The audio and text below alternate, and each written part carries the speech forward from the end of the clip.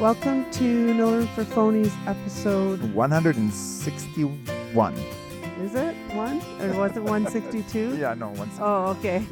And so we're doing a continuation of last week where we were talking about the Rise and Restore coaching. But this episode is more about you than about us and how we got to kind of coming up with this idea of supporting men.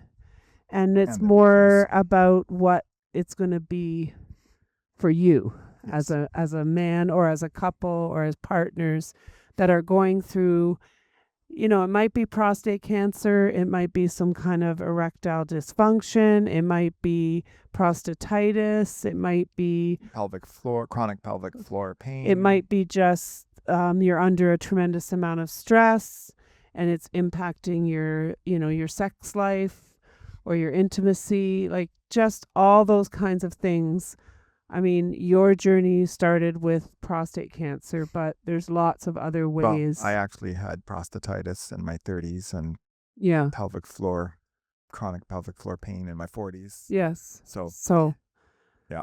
Which doesn't necessarily mean you're going to have prostate cancer. I don't want to let that out there. No. But so this is really about you and the path forward for men's health and the kind of men's health that men don't usually talk about. So in last episode, we told you my story, our story. And in this one, like Pam said, we're going to talk about yours. So if you're a man after a prostate surgery and you're wearing pads and your body isn't doing what it's supposed to do and things are still a challenge in the bedroom, this episode's for you. And if you're a man in his 30s and 40s and you want to know more about prostate health and mitigating risks, or you're already struggling with ED, this episode's also for you. I'm going to say something that at the top I wish someone had said to me 3.5 years ago.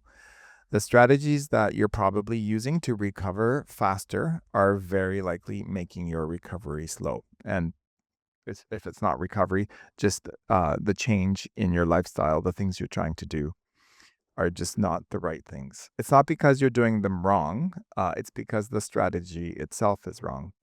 And the body that you have right now and the responses that are happening are not working properly because there's a lot of threat. And so things aren't responding when you're under threat.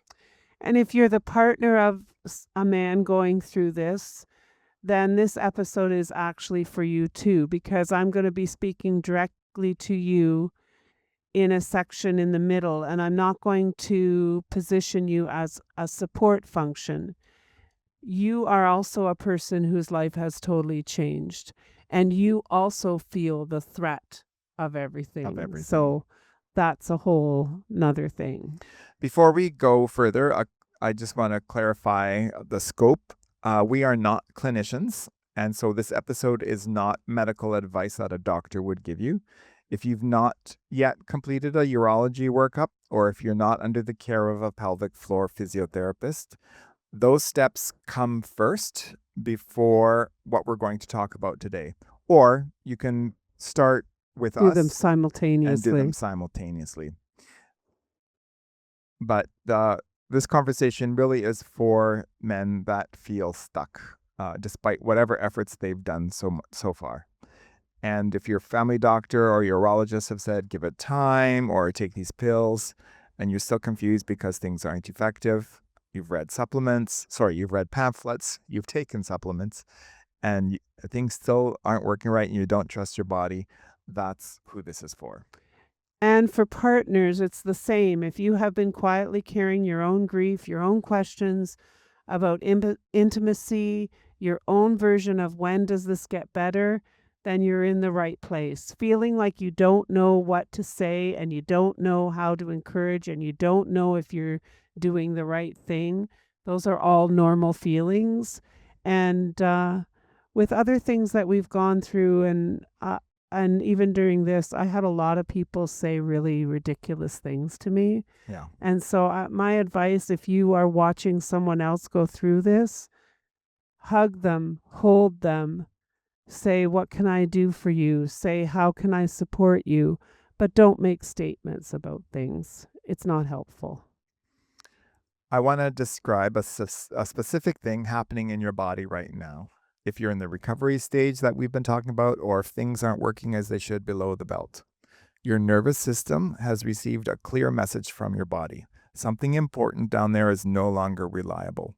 The system's job is to protect you, so it deploys a part of you whose entire role is to monitor the pelvic floor constantly. And that part of you is checking every cough, every laugh, every time you move from sitting to standing, every signal from your bladder, every time you're together with your partner and you feel in the mood. It's doing this in the background, even when you're not consciously thinking about it. It does not turn off when you sleep, and it doesn't turn off when you're at work or on duty or doing your hobbies or whatever. And here is what almost nobody tells you, that hypervigilant part is not a problem. It's doing the job it evolved to do. You can't, that's what it is. It's just what it is. It is trying to protect you from something that already happened by making sure it doesn't happen again. So it deserves your respect.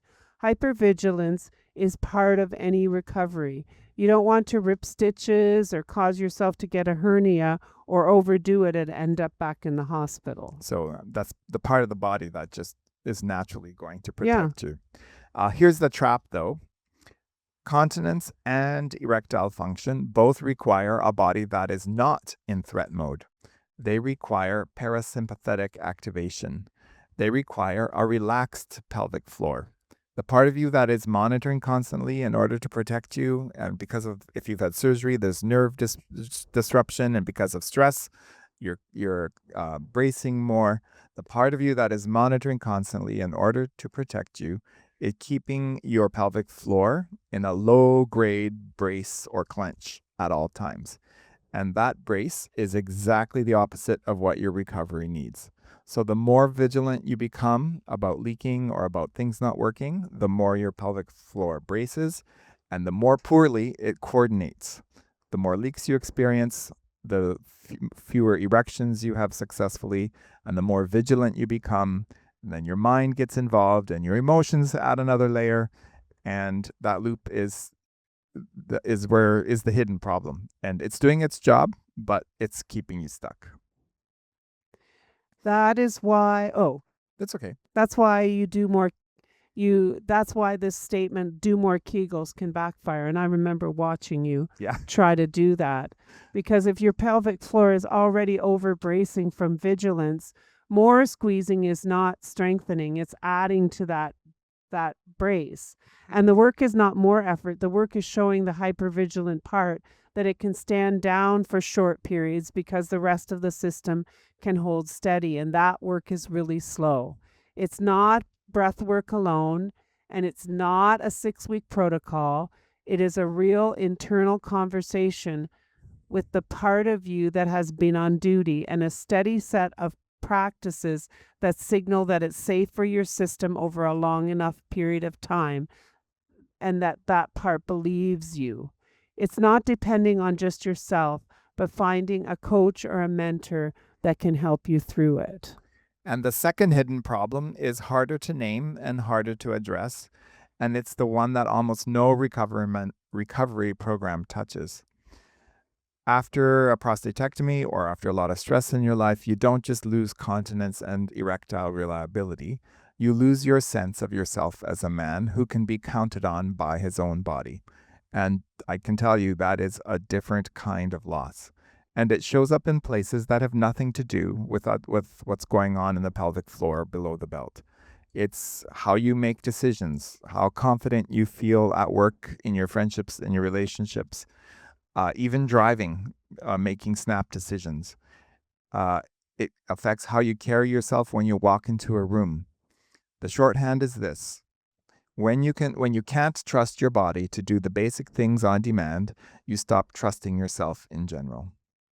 And the way most men respond to identity disruption is to try harder everywhere else, to push through, to control more, which, as Charles just explained, is the exact strategy that keeps the hypervigilant loop running. It's a feedback system, and it's feeding itself. And on top of that, most men do not have a support group where they feel comfortable letting go and saying how it really is impacting them. You can't do it with your children. You can't do it with your friends who haven't been down the pathway. And it's a very lonely place to be. And I think some of these issues are what prevent men from actually getting a prostatectomy when they need it. Yeah, absolutely. Because they don't want that feeling of losing their ability to kind of be a man. Control and be a And man. I just find that a lot of people who haven't really been through something serious have a really hard time relating. Mhm. Like they don't know what to say and they don't know what to do. Right. And we don't live. And even in some cases, partners, I mean, you know how to do, you do know Yes, how to do because it I've been because through a you've been lot through of a lot of stuff in crappy life. stuff in my life. So Yeah. I'm more like tuned into what you need Like to how do. to listen and how to empathize. Yeah. The reframe that helped me most, and now I use it with the men I work with, is this. The parts of you that are over-monitoring, over-controlling, over-comparing to the averages are not enemies to defeat. They're parts of you that have been on duty too long, doing a job no one else was willing to do. They don't relax just because you tell them to, and they don't relax just because you white-knuckle through a meditation app. They relax when something inside you actually starts to listen to what they've been afraid of. And that is internal work. It sounds soft and woo-woo maybe, and I want to be clear that it's not. It's the most concrete and the most difficult work in the recovery, and it's the work that produces durable shifts rather than temporary ones. I want to spend a few minutes here speaking directly to partners, because if you've made it this far in the episode, you've heard a lot about him and not much about you. And that pattern is exactly the problem. There is a part of you that wants to fix this. You're reading articles, you're researching pelvic floor therapists, you're sending him supplement recommendations, you're watching for signs of improvement, you're asking doctors questions that he forgets to That's ask. a lot of things that you're doing Yes. as a partner. That part of you is generous and is also exhausted. And underneath it, there's grief that you may not have given yourself permission to feel because you're not the person. So there's also a part of you that has become protective in a way that may not be helping. You are softening your own needs. You are not bringing up intimacy because you don't want to add pressure. You're not bringing up your own grief because you don't want to make him feel worse, because it's not anything he can control. No, definitely not. I mean, the fact that it happened. So, and that's really generous, and it's also a slow erosion of your own voice in the relationship. So the careful silence between two people who are both trying not to hurt each other becomes its own kind of distance. You are also alone. How many times do you have conversations, even with your closest friends, about struggles with intimacy? And I mean, you see it on TikTok and Instagram where people are talking about sex and joking about intimacy, but I think that it's limited to social media joking. And I it doesn't also really come down to friendships between two women. And I also think that it's just, it goes back to that thing where he had the surgery and he doesn't have cancer. Aren't you thrilled? Yeah. And you have no control over these kinds of, uncomfortable silences, or the fact that you don't have others to talk to. And what kind of uncomfortable silence would happen if you actually said this to? I know what would happen. And even my closest friends, I mean, I think I have at least two that I know I could say this to. Yes. And they would have empathy. But it is lonely because we're not in a society, and it's not like somebody says to you, wow, Charles had this prostatectomy 3 years ago, so how are things for you? No. Like, nobody's going to ask No, that question. there's the has it come back type question. Yes. Yeah, the scary question. The scary question. And everybody's very relieved when you have your the PSA test and it's all updates, 0 and you're still everything's fine. cancer-free, But I am noticing online, like the group that I joined, it's awful. Mm-hmm. Because I mean, there was a whole conversation with women about just give up on sex and give up on intimacy, like completely. That was the conversation. That was the advice given. You're done. Mm-hmm. It's over. Don't do anything. Like, and so, like, that really doesn't add hope or no, and it's helpful. just sad. Yeah. So I just want to kind of interrupt a little bit because I'm again, if you're the man listening here, if your partner has gone quiet about intimacy or about her own needs or her own grief, she is certainly or almost certainly not okay with the situation. She's managing you and she's managing the situation. And the most useful thing you can do is ask and then actually listen to the answer. Despite how much you might dread it, it's going to make a huge difference. And then there's just one thing that I want to name, which almost nobody addresses. For women, yeah. Yes, you are a sexual person whose sexual life changed overnight. Mm-hmm. The mainstream conversation about post-prostatectomy intimacy is almost entirely framed around the man's function and the man's confidence. And just also thinking about men in their 30s and 40s who start experiencing ED, it's the same thing. It's still the women. Yes, the man is the one with the problem, the health problem, or the function, but the woman is also losing out. Right. And I mean, we don't even talk about that necessarily with menopause. Like, it becomes almost a joke. Yeah, I'm done with that. Mm-hmm. Like, I don't want to. And that's not true. No. We are always sexual beings, and I don't understand. So partners are positioned as patient supporters so our sexuality is almost on pause until the recovery happens, and that framing is completely incomplete, and I actually think it's harmful. You have your own grief about your sex life, you have your own changes in desire, you have your own questions about what intimacy is going to look like for you, not just for the couple, but for you yourself. Mm-hmm. And you felt selfish because this is cancer, like your person. And I heard that in the feedback. It's like, well, he's alive. That's all I care about. And that's not true. No. That isn't all we care about. But you're a sexual person whose life has changed, and your experience matters in its own right. And I've felt very awkward saying anything to anybody else except that I'm grateful he's alive. And being alive isn't everything if you're not growing, changing, interacting, developing relationships, moving forward. If you feel stuck, then you are only partially alive. Yeah. And this is the part of the episode where most recovery podcasts pivot to, and here's the one thing that works. Miracle solution. Because we're not only subscribe going for to do that $50 because a month. I have never, ever found in any part of my life one thing that worked. No. Because there That's never not to is. say that nothing worked. It's to say that there's always a combination. What helps is the integration of several things, and you have to be specific about each. So I'm going to compare that actually to remaining healthy in your 60s. Mm-hmm. It's diet, it's exercise, it's mental strength. Yep. It's emotional intelligence, and reflection, and dealing with your emotions. Mm-hmm. Like, it's relationship. Like, it's not just that one thing, but it's a whole bunch of other things that are very identifiable. Mm-hmm. So first, your medical care continues. This is not the kind of recovery where you walk away from your urologist. If your urologist has discussed PDE5 inhibitors for lay people, that's words like sildenafil or tadalafil, or brand name Viagra or Cialis, as part of a penile rehabilitation protocol, that is real evidence-informed conversation worth having. So I'm not saying the doctor's advice and the prescriptions are useless. No, you definitely want to take that into account and take it seriously.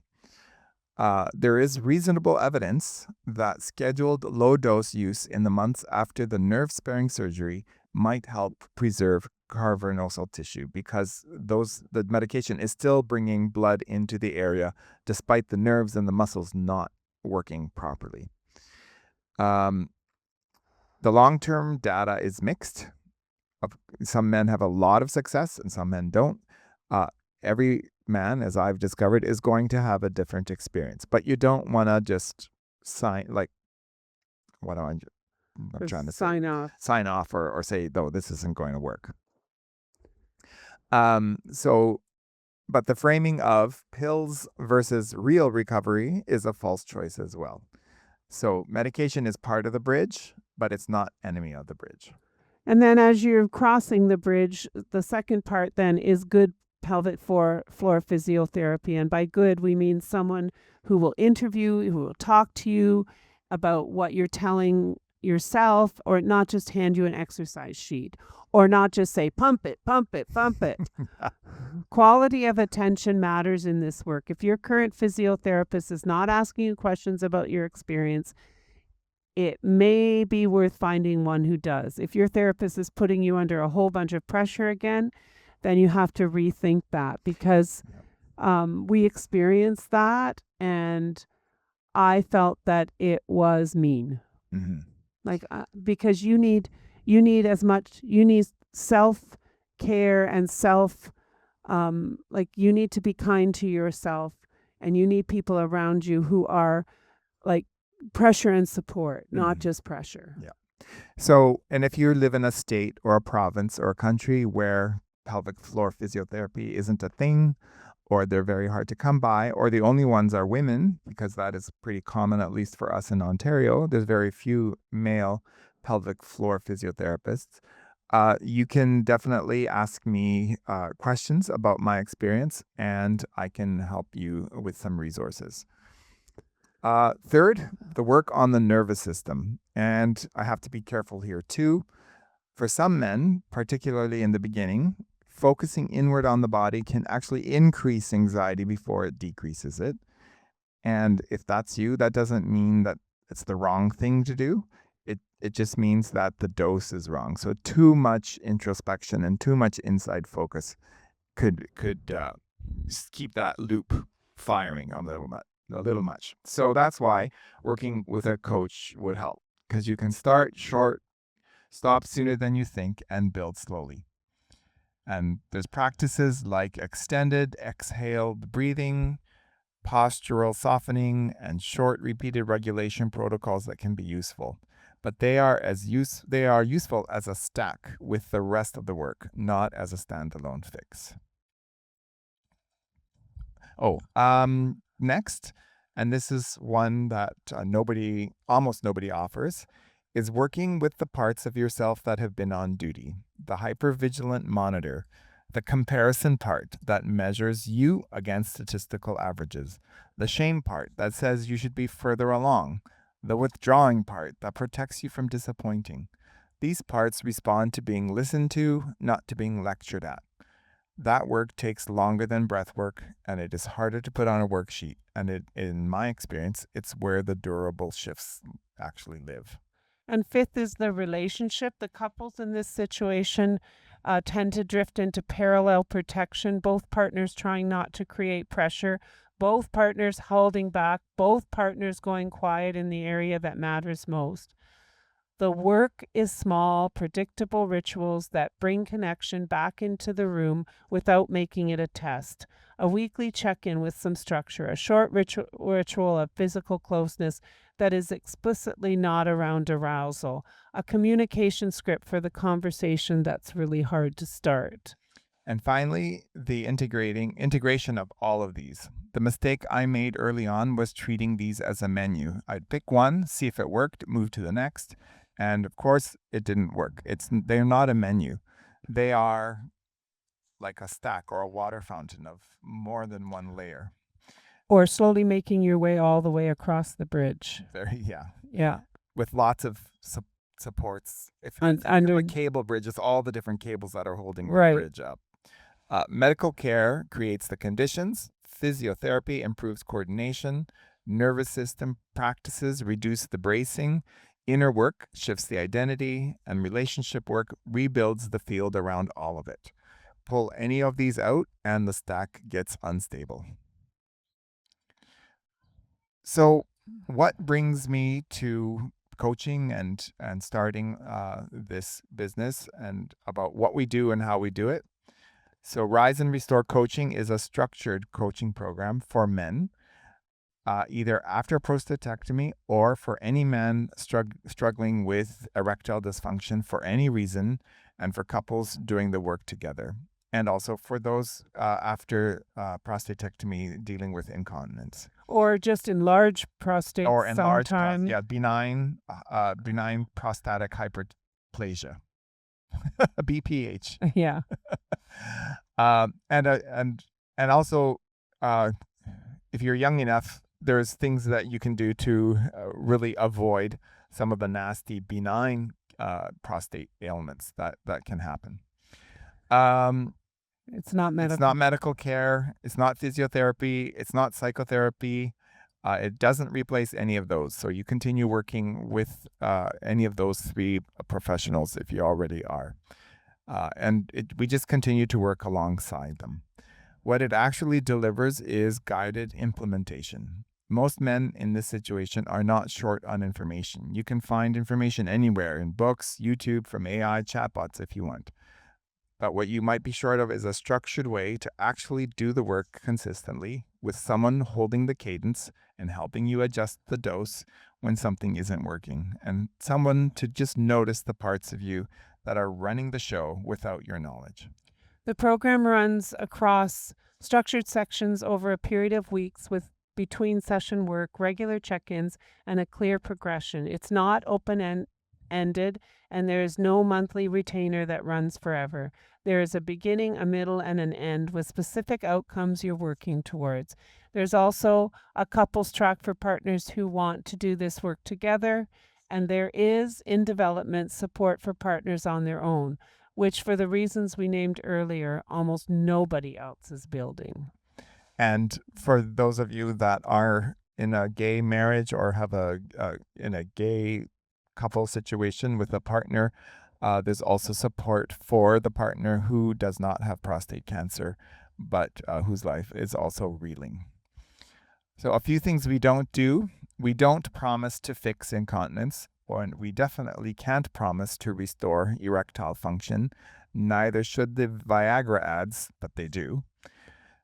We don't promise specific timelines, and we don't position medication as the enemy, though, either, or as the answer. We don't use shame as a motivator. If you've ever been in a wellness program that left you feeling like your recovery was a moral failure, this is the opposite of that. So if anything in this episode hits you in the spot, hits you right, here is what to do next. Go to riseandrestorecoaching.ca, all one word, and book a private conversation with me. On that call, we'll map what is actually getting in the way for you, not in general, but in your specific situation. And you leave the call with a clearer picture and a plan, whether or not you ever continue to work with me, with Rise and Restore. There's no pressure framing, no urgency tactics like, oh, only 4 spots left. No closing pitch on the call itself. The URL is riseandrestorecoaching.ca. The conversation is private, the scope is honest, and the next step is yours to decide on. And if you are a partner, the same invitation applies. You do not have to bring him with you to ask the first question. You can come alone, and the conversation is built to take you seriously as a person whose own experience matters. One last thing before we close. Most men in this situation aren't searching for help. They're waiting for someone to hand them the permission to look for help. If that's you, consider this permission. You're not weak for needing structured support through this stage, for finding that bridge. The system wasn't designed to give it to you, and assembling it yourself is harder than it should be. If you know a man who needs to hear this, send him the episode. That single act is one of the most generous things anyone can do for a man in this situation. And to the partners listening, make a place to land yourself. You are part of this story too. Thank you for listening, and we'll see you in the next episode, which is June 15th. And we're going to talk about a book by one of my favorite, newly respected and favorite. Anyway, it's Professor Scott Galloway, and he's written a book called Notes on Being a Man. So we thought that for Father's Day, we'd continue the theme of men. Yep. And men and part. He talks a lot about men and how they treat their mothers and how they and their sisters. It's quite an insight. Partners. It's quite an insightful book. Yeah. So we're going to talk about that on June 15th, just before Father's Day. So thanks for joining us. Please consider having a look at riseandrestorecoaching.ca. It could make a real difference in your life or your partner's life. Thank you. Good afternoon.